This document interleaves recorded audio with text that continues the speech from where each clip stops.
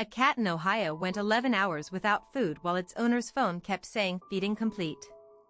The device was a Petlibro automatic feeder, the kind sold on Amazon with over 40,000 five-star reviews, the kind that promises to feed your cat on schedule even when you're at work or on vacation. It has a camera built into the front panel, a two-way speaker, and a companion app that streams live video straight to your phone, so you can check on your cat from anywhere. That's the entire pitch, control from anywhere. But in August 2026, Right to Repair advocate Louis Rossmann pulled that pitch apart. He found that the security protecting that camera feed was so weak that other people's live streams could be accessed by someone who wasn't the owner. Subscribe if you want the next one of these the moment it goes up, because tomorrow's story gets even stranger. A camera meant to watch your cat had turned into a camera a stranger could watch through. The deeper problem wasn't even the camera. It was the feeding mechanism itself.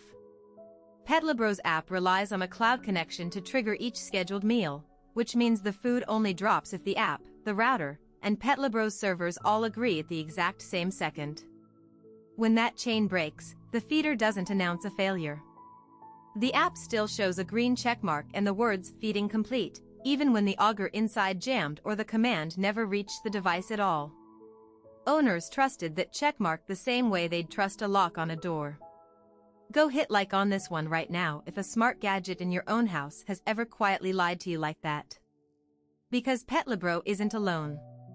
Rossmann's video pointed out that at least 3 other budget smart feeder brands sold under different names use the same manufacturer and the same cloud backend, meaning the exact same silent failure could be sitting in someone else's kitchen under a completely different logo.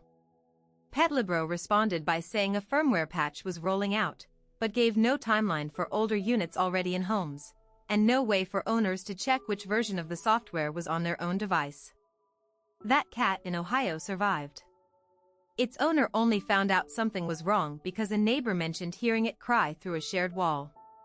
The feeder's own app never sent a warning, because as far as its code was concerned, nothing had gone wrong at all.